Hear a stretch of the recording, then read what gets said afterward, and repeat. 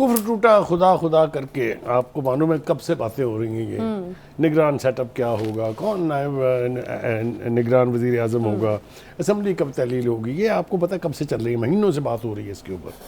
मेरे ख्याल से बुनियादी तौर पे इसका फैसला हो गया था दुबई में, जो मुलाकात हुई थी आसिफ जरदारी साहब, बिलावल भुट्टो और नवाज शरीफ और मरीम नवाज़ की और शहबाज शरीफ साहब की, उसमें ये फैसला हो गया था। ये जो कंट्राडिक्शन आई है ना, ये बड़ी अमेजिंग है, यानी इसके अलावा कुछ चारा नहीं है, लेकिन कंट्राडिक्शन इसलिए आई है कि मौलाना फजल रहमान का डर बहुत है।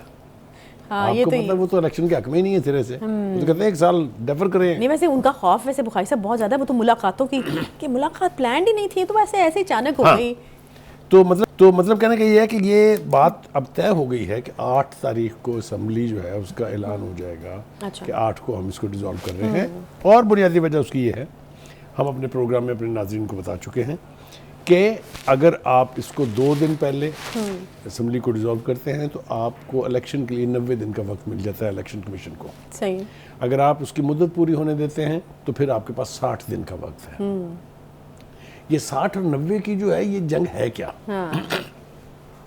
और बस इसके पीछे क्या लॉजिक? मैं अर्ज करूं आपसे कि पीटीआई के चीफ की फेट क्या होने जा रही है।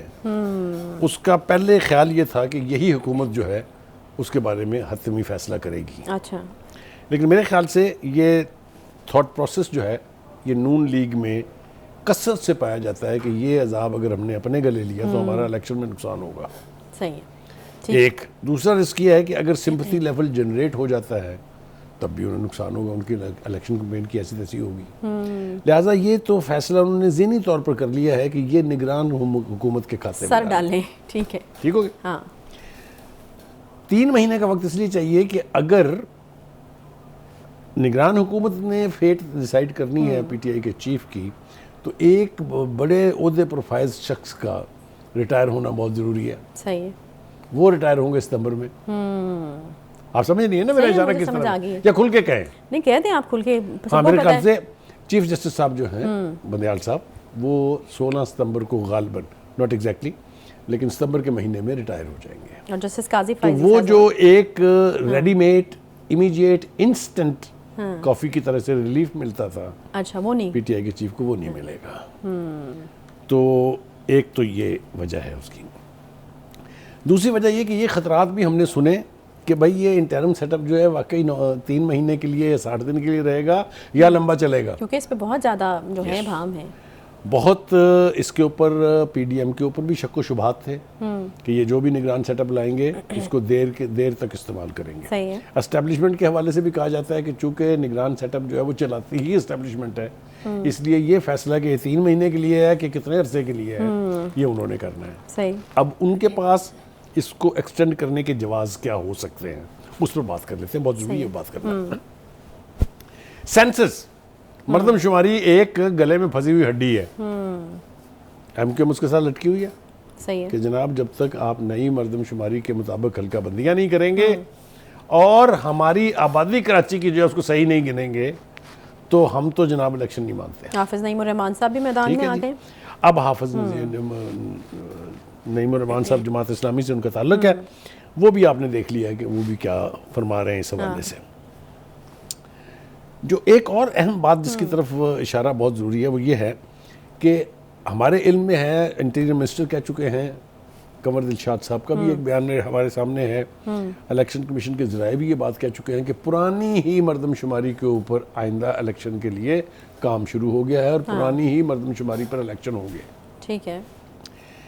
उसके पीछे भी बहुत सारी चीज़ें हैं। मिसाल के तौर पर अगर नई मर्दमशुमारी के तहत इलेक्शंस होते हैं तो फिर पंजाब की 6-7 सीटें बलूचिस्तान को चली जाएंगी। ये भी नुकसान आप सोच लें किसका होगा। सही है। या जो भी समझा जा रहा है इसके हवाले से, जो पंजाब में डोमिनेंट है उन्हीं का फिर होगा। एक सवाल ये उठता है कि मरकज़ में कौन वज़ीर आज़म होगा तय नहीं हुआ। सही है।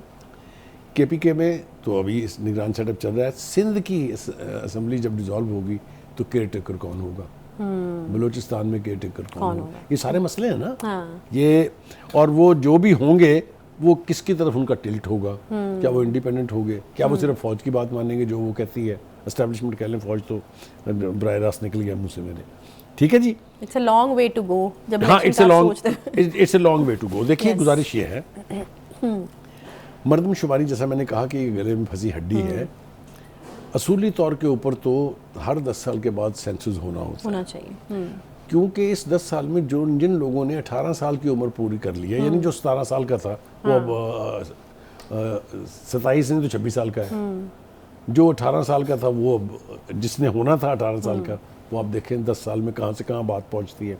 कितनी बड़ी वोटर लिस्ट तब्दील होगी अगर नई सेंसस के मुताबिक इलेक्शन होता है तो। इसके ऊपर जमात इस्लामी, पीपल्स पार्टी की भी रिजर्वेशन थी अगर आपको याद हो, सही है, और MQM, ये दो जो हैं इनका। और हमारा तो मेरे ख्याल में टाइम भी से ज़्यादा गुजर चुका है बुखारी साहब, हमने एग्जैक्टली 10 साल बाद नहीं कराई है।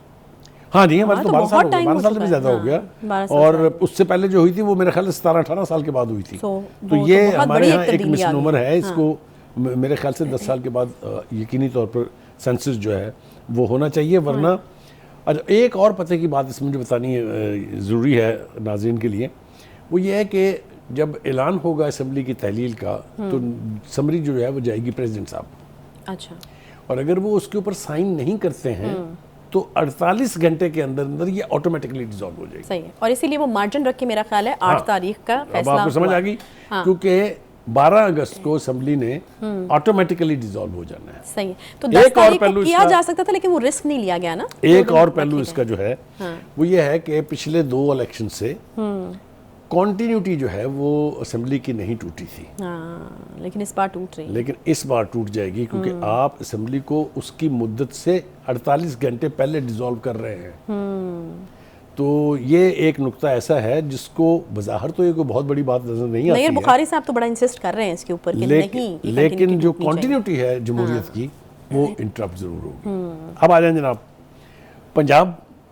पंजाब के अंदर भी इंटरिम सेटअप इसमें मौजूद है, क्या यही इंटरिम सेटअप रहेगा? अच्छा, ये भी सवाल है। ये सवाल है ना। अच्छा, नया तो नहीं आ सकता, इसलिए कि अभी इलेक्शन तो नहीं हुए हैं, तो फिर इसका मतलब यही रहेगा ना, तो सवाल तो नहीं है इस पे। करेक्ट। फिर यही खतरा मरकज में भी तो है ना, कि अगर किसी वजह से इलेक्शन उस तारीख पर नहीं होते हैं तो जो भी इंटरिम सेटअप होगा वो फिर कंटिन्यू करेगा। अच्छा, इसके ऊपर रिजर्वेशंस जो हैं वो बहुत ज़्यादा है।